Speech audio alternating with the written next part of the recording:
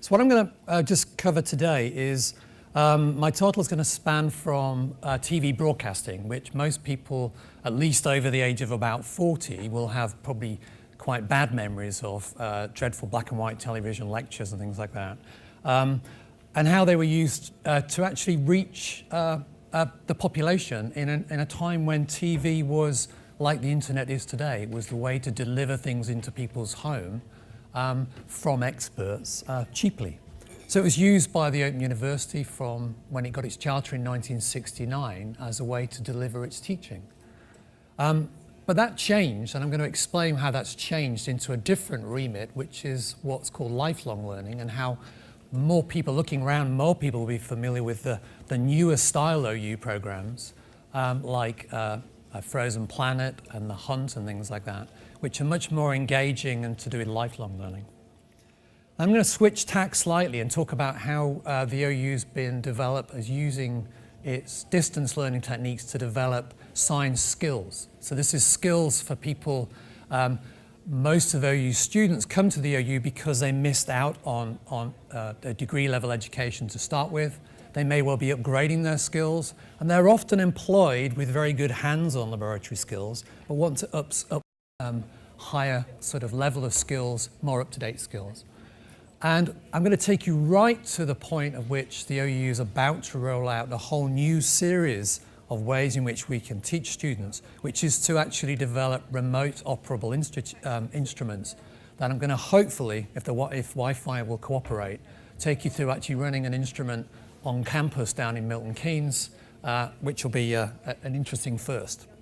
What's interesting is when Harold Wilson and Jenny Lee originally discussed founding the Open University, Harold Wilson's idea was it was the University of the Airwaves. And they then approached the then director of, or controller of BBC Two and said, we want to put fuddy old men in suits, talking to camera, describing everything from physics to maths and all this complex stuff. And the controller of BBC Two at the time was a gentleman by the name of David Attenborough.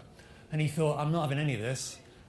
Let's put it on after the TV's finished, because that way they can get out of bed. So OU students in the 70s and 80s had to get out of bed very early or stay up very late in order to see things. And they were usually heralded by this, what we call handover for BBC Two, and I'm hoping this works. I apologise, the sound quality is absolutely dreadful because there aren't many copies of this in existence.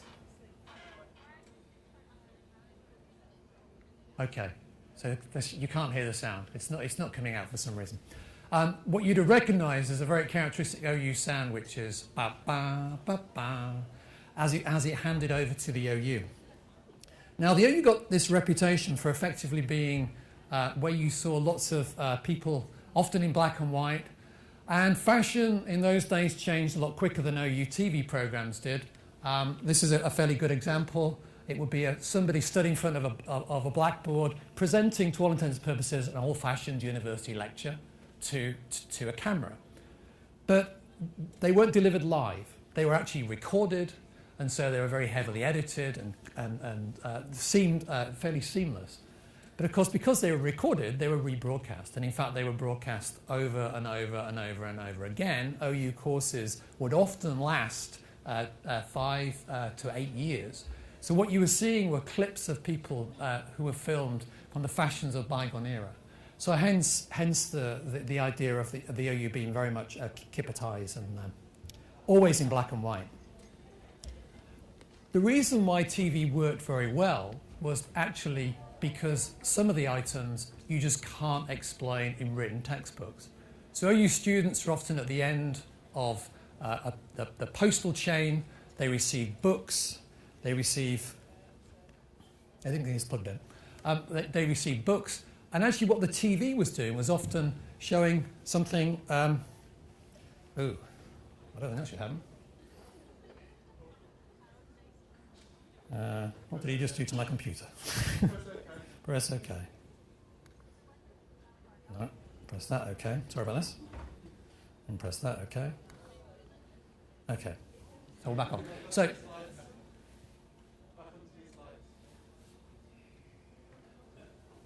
am I not onto my slides? I'll let you come and do it.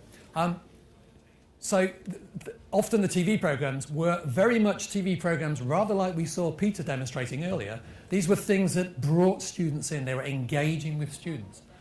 So this is just a little clip of actually a chemistry example, what happens when you add alkaline metals to water. And if you remember your chemistry, what happens is as you go up the periodic table, things get more and more interesting. So this is simply dropping a little bit of metal onto some water. And as we go up the periodic table, and it'll get more and more, and the commentary that runs alongside it basically says it gets more and more terrifying. And hopefully you'll see at the end of the day. So this was actually done live in Milton Keynes. It was actually re-recorded and rebroadcast. I'm just going to let it run. What you'll see is as we go at the periodic table, things become much more interesting. Now, this type of stuff doesn't come across in textbooks. You have to see it to believe it. And by the time you get to the very last one, which will run in just a moment, you can see it's getting more and more exciting. The very last one is quite spectacular. This is what happens when you add cesium to water. So thankfully, Peter's microwave didn't do something similar. So actually, a lot of the TV broadcasts actually switched over to be much more engaging in terms of demonstrating scientific principles, very much like we saw this morning in the kitchen. Because actually what they do is bring people in. But the world moves on. TV got videos, we had video players, and then things moved on to DVDs. And by about 2006, so anybody who thinks they remember watching an OU-style TV lecture kind of dates you, because in 2006 they finished. No lectures have been broadcast since then. And the OU switched its broadcasting strategy. Because we could put lectures onto DVDs, we could show video clips on DVDs and videos, that became our prime way of delivering the video material. And so the OU renegotiated in about 2006. The BBC wanted its nighttime telly back. And so the OU struck a deal, and basically the deal was they could start to broadcast overnight, but the OU kept some time to broadcast. And what the OU replaced the lectures with were series which were out there to do with engaging people, bringing people into science. So they started with formats which became quite established programs like Coast, which now runs as its own TV series. Rough Science was a whole bunch of OU academics sent off to various places, including islands in the Pacific, the Lucky Devils, to do hands-on experiments. Bang Goes the Theory ran until very recently. Those programs would actually work with academics like myself. We'd look at the script and we develop various sort of things that went alongside them. You may well be familiar with things like stargazing, which still runs today. And we see other things like The Big C was broadcast quite recently. And also we work with other partners, including people like Channel 4. So this was part of a switch in 2006 to this lifelong learning. And the OU produces about 25 co-productions, of which about 5 to 10 are in the area of science. And they're there part of the Open University's charter is public education. So part of that charter requires us to actually engage with groups of students.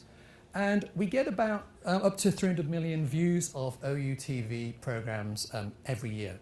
And these days in digital media and worldwide broadcasting, they go out all around the world. So you do occasionally find yourself traveling somewhere and you catch yourself in some interview you did years ago on a TV screen in Australia or something like that.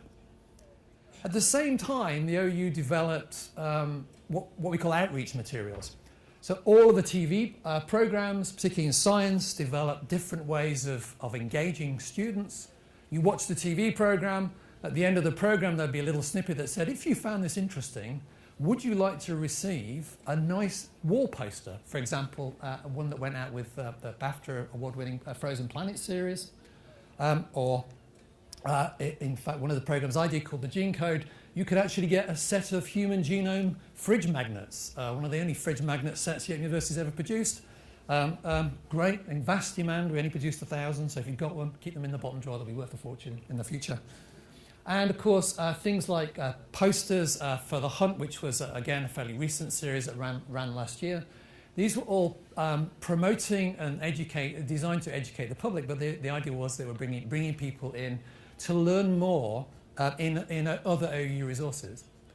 So the other thing that the OU also did was it produced a series of interactives, fun interactives. Some of these were just to have a bit of fun, and I thought this was actually quite interesting. These were produced in association with the 200th anniversary of Darwin for a whole series of programs that went out on the BBC. And it was just a little gimmick which was talking about human evolution, where you could upload a photo of yourself and turn yourself into some prehistoric form of man. And I think if I run this one, these are two characters you should be reasonably familiar with from news at the time. And it was just a little bit of fun. These are thankfully Boris Johnson donated his Twitter photo. And I didn't deliberately choose him as 3.6 million years old. Australopithecus, I think he is. So any guesses who the second one is? The second one looks remarkably lifelike, actually, when you know who it is. So this was just a little game. I'll stop it halfway and see if you can guess, actually, because it kind of... I reckon it starts to look about there. It is, of course, David Cameron. So they were fun. They were meant to... It's surprising what people learn when they're playing these types of interactive games. So this is the type of thing that they give OU academics to do, and we have a lot of fun doing it. But there's a serious other side as well, which was part of that charter requirement for lifelong learning, means that actually about 5% of all OU courses are offered completely free of charge through a resource called OpenLearn. And we have about 4 million learners a year who will go in and do various bits of the material. It's just self-study. You can go in and learn about all sorts of things, not just science, right the way across all of the university outputs. But alongside that, the world has gone digital, so the OU has over 1 million subscribers on iTunes University. Looks like you've just tweeted, Kelly. And also, we have a YouTube channel. So actually, a lot of the old OU TV programs, if you really want to go watch them, you can go back and watch them on YouTube. But there's other platforms coming along. The Open University has invested its technology in terms of developing educational development into a platform called FutureLearn, in which the most recent version of free learning called Massive Open Online Courses, or MOOCs for short, is going out. And this is some Open University courses are on here. These are normally courses of between 8 and 10 hours. I know, for example, Genomics England and Health Education have produced 2 or 3 now in collaboration with various people around the country on genomic medicine, for example. And these are all available free. They use a platform what they call social learning. So, for example, this may be that you're learning how to do genomic sequencing, and the number of people studying alongside you, there will be people out there who are actually experts on genome sequencing. And if you pose a question, you get the answer back from people who really know their stuff. It's not unusual as an OU academic to be teaching students who are doing world-leading research, often supporting at a technical level projects. So I teach a molecular biology course, and one of those aspects is sequencing technology. And last year I had one of my students come on and actually tell me what I got wrong, because he was actually a technician running one of the sequencing facilities in the Sanger Centre. So it's actually great to have that. So MOOCs are the latest thing.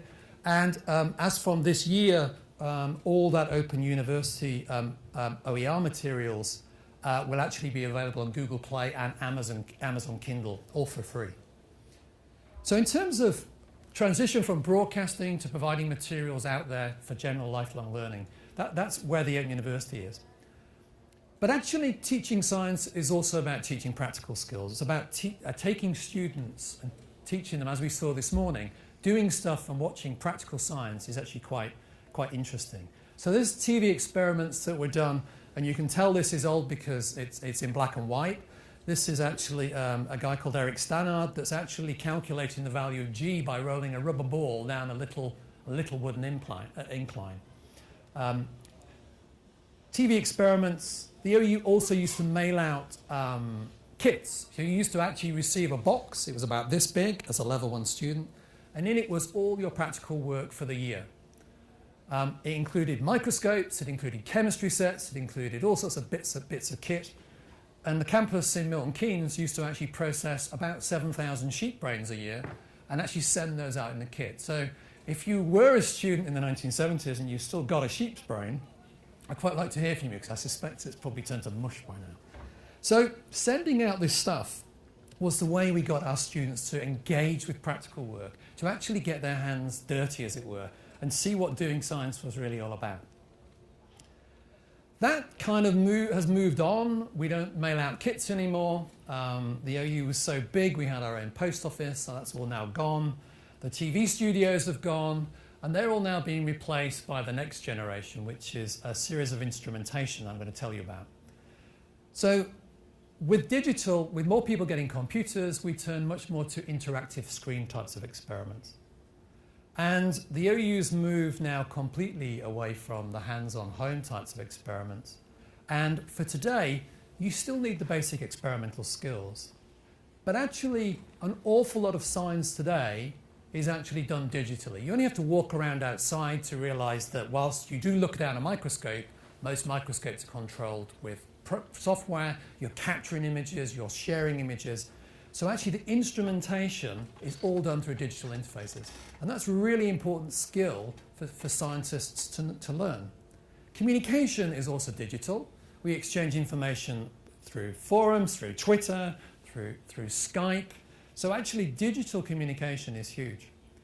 A lot of science is also, oh, there we go, Science Council have just tweeted as well. I should have switched that off. A lot of stuff is also done remotely, by which I mean a lot of because of the financial costs, you only have to look at something like the Large Hadron Collider in terms of its budget. Most of that science, whilst it's done at the Large Hadron Collider, gets distributed around the world in terms of the analytics. So it requires people to share information, and it requires that information flow backwards and forwards. It includes also being able to control and manipulate variables. The ultimate distance, of course, is sending things into space. The OU is very famous for not landing or landing on Mars very badly, but also putting the Philae lander, which was effectively a very small GCMS instrument, onto a comet. So actually communicating with these types of instruments, receiving the data back and actually analysing the meaning of that is something the OU's been developing quite a lot. So in space is important. I'm going to talk about the technology that's arisen from that and the expertise. And the last thing is a lot of science these days is both multidisciplinary. We have multidisciplinary teams across lots of areas of science, particularly in health, and also interdisciplinary. What that means is communication is important. Explaining what you are doing to people who need to know the significance of certain aspects of that work so they can then take it on is actually a very important skill for today's scientists. So about 4 or 5 years ago, the Open University launched what's called the Open Science Laboratory, into which we've now put all of our online teaching instruments and ways in which we teach things. This is just to flag up the fact that it had a nice educational award. And they range from simple interactives. So most people will have seen and played around with computer interactions of various things. I'm going to get this running. But what a lot of the OU resources are, this is just a little video clip of me showing. It's a very simple chemistry experiment.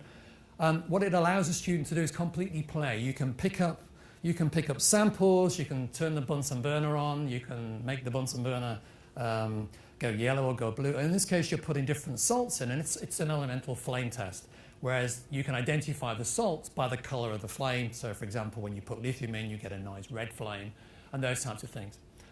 So you could do this in a lab, but actually you can do it without being in a lab, and a student can sit there and they can spend 5 minutes doing this, or they can actually spend 20 minutes.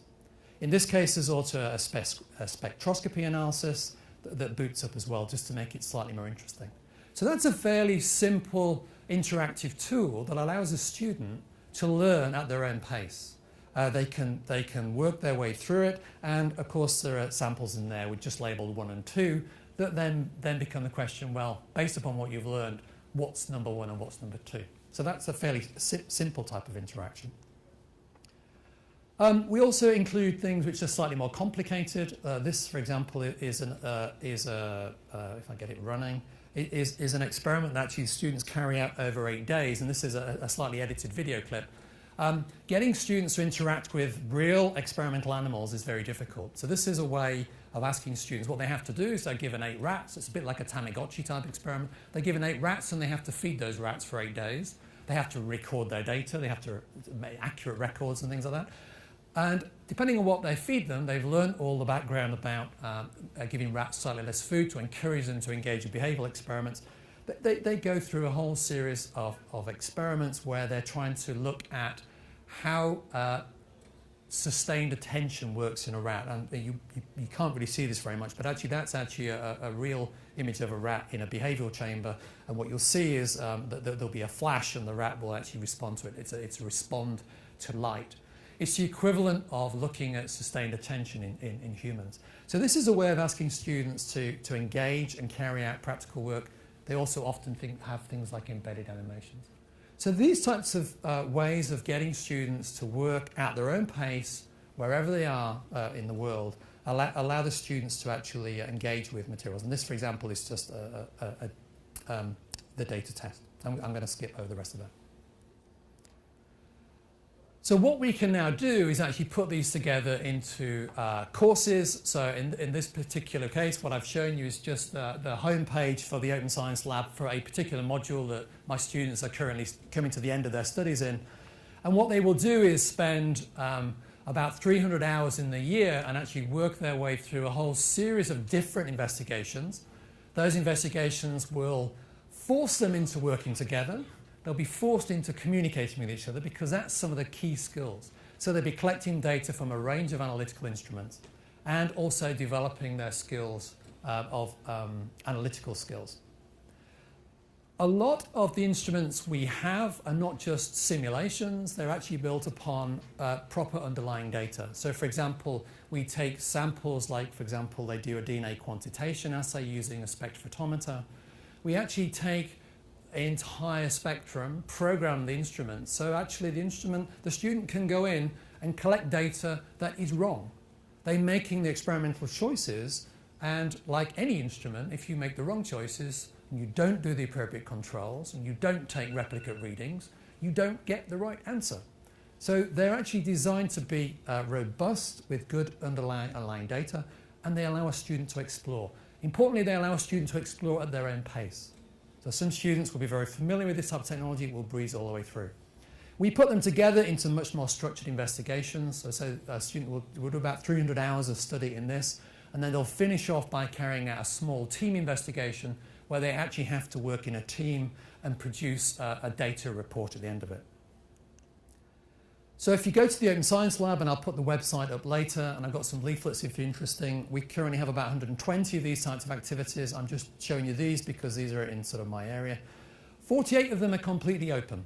They include things like digital microscopes, and these digital microscopes are where we have scanned entire slides at all the magnifications. So what you can do is completely explore slides. So there are slide sets in there for teaching A-level plant biology and A-level animal biology. There's a whole set of histopathology slides in there, for example. These are all free and open resources as part of our outreach. So you can go and have a look and see what you can find that you'd be interested in. Finally, I'm going to touch on where we're currently at in terms of we can show videos, we can get students to actually engage with very deep simulations of data, but actually what we'd really like is to try and develop really accessible instruments. So the university was funded by HEFKI recently to develop what's called remote accessible instrumentation. So this is on the back of the OU doing a lot of work on communication, things like satellite communication, communicating with instruments. And it's to develop a whole series of instruments, and these are the ones that are being done first. These are all different analytical systems that most people will be familiar with, and they're all being developed as remote tools, by which I'll give you a demonstration in a minute. What this means is that students will actually be trained in how to use these instruments over different periods of time, and then we'll go in and actually collect data. So we already have a project, for example, where students they spend about 20 hours being taken through how to use an optical telescope that sits in Mallorca, and then they're given a 6-hour period where they can choose to point it wherever they want, collect whatever data they want, and whatever, as part of their studies. And the same principle will apply to these instruments. This is an example of a very boring picture of a scanning EM. This little box in the corner is about the size of an old-fashioned PC tower. It's a scanning EM. It's one that's mostly used for materials, but is actually great for looking at large things like biosamples.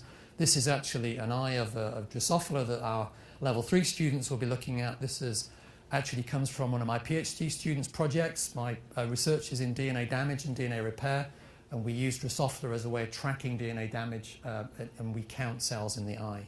So actually we'll be allowing students to go in and collect real data using things like scanning EMs. So this is where it gets slightly scary. I'm actually going to give you I'm actually going to try and demonstrate one of the instruments live. I've got 3 lined up, and hopefully one of them will work. We've got an experiment. So these are all sat in various places. Obviously, I'm not going to show you the Mallorca because it's light and therefore you wouldn't see anything. We have a qPCR machine that sits in my lab in Milton Keynes. We have this X-ray scattering instrument I'm going to do a Bragg experiment with, and that sits in Milton Keynes as well, and also the radio telescope, which also sits in Milton Keynes. So these are all on campus. The instruments actually have, now they're located to where the old BBC studios were at Milton Keynes. So it's kind of a nice idea. So all I have to do now is do this. There we go. So I might just move that up the screen slightly. So this is actually, I'm just going to renew this. This is actually the telescope view. So this is a typical interface of what students will see. We can design the interface effectively.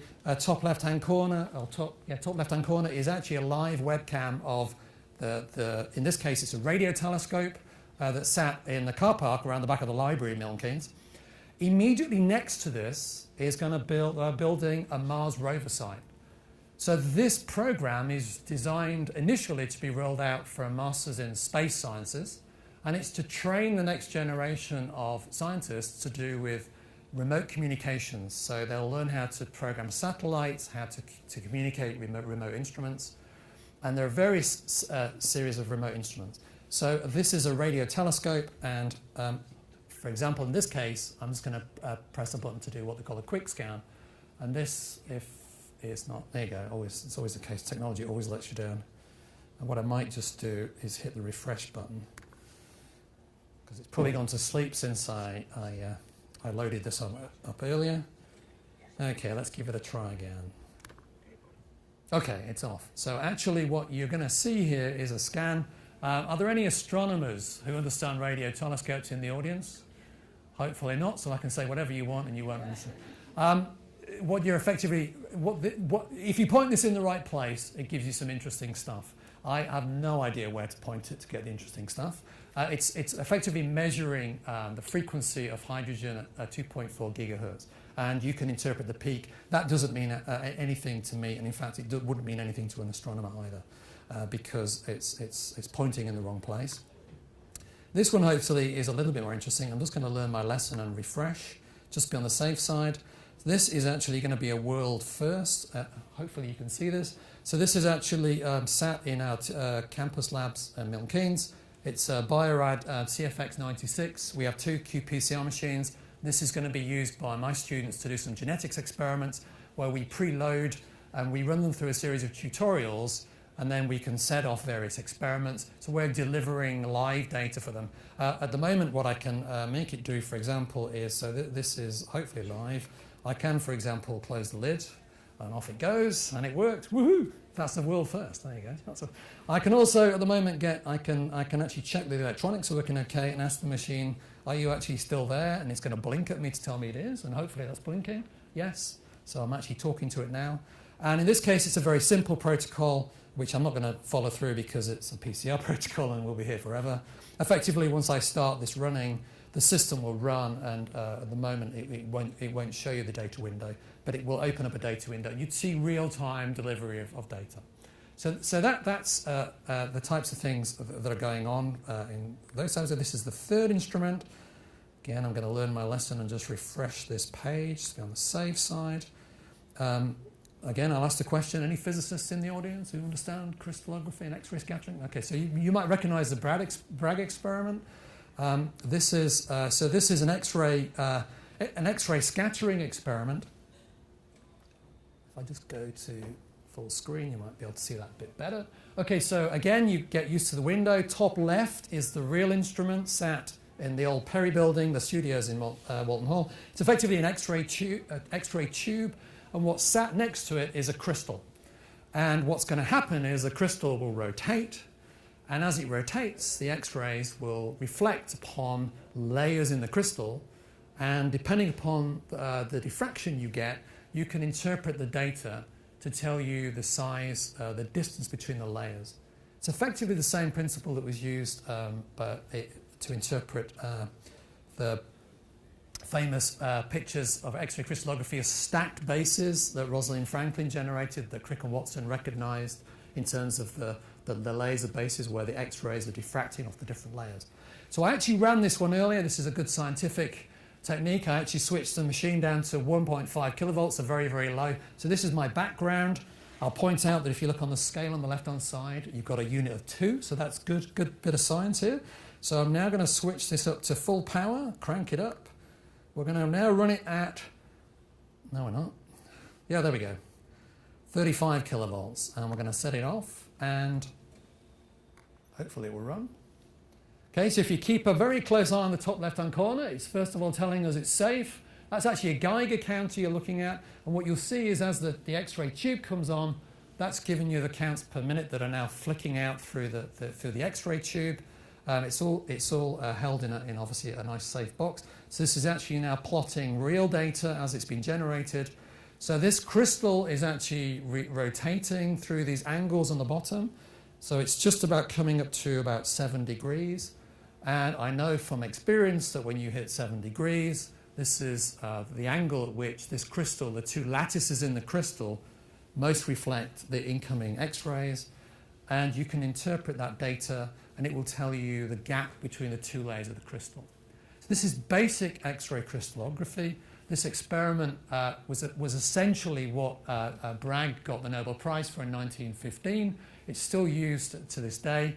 And of course, Bragg was based at the Cavendish Labs in Cambridge, where in 1953, Crick and Watson effectively interpreted Rosalind Franklin's data to give what we now know of as a crystal structure, or the structure of genetic DNA.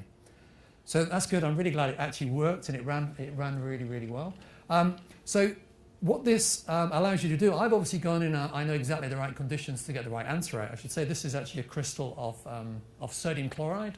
It's a very simple crystal, but I knew exactly the conditions. So what a student would do, as a simple demonstration, I can ask them to go and collect data at a particular set of conditions. But of course, that's really not what experiments are about. You should go in there and actually have the student find out what's the best angle. They can choose whatever angle they want. They can choose what power. So you can actually have a play with real instrumentation. So this is what this is what we're going to be developing.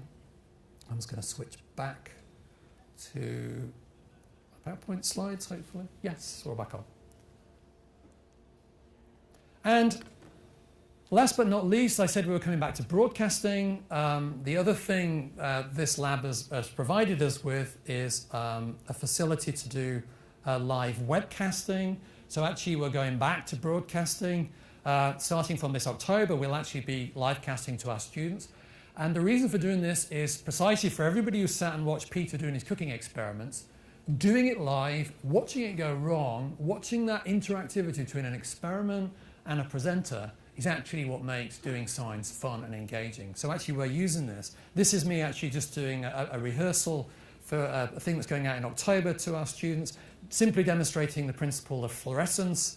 They're going to actually look at some fluorescence of a FTSE dye in a UV light, and I'm explaining the sounds of, and we put the UV on, and the tube on the left will glow. They're using FTSE as a tracker in some microscopy experiments, and then they're going to go back and measure the emission of FTSE and various properties of it using a PCR tracker, because I'm going to do qPCR with probes that are fixedly labelled. So we're using this lab casting suite. It's a full laboratory with full camera operability in it, and we can switch between different modes of presentation. So I'm explaining here the use of the different label antibodies, in this case the FITSI or the yellow dots. And you can see we've got cameras mounted around. I'm actually going to demonstrate the actual instrument itself and run through, and we can zoom in and see real data being collected.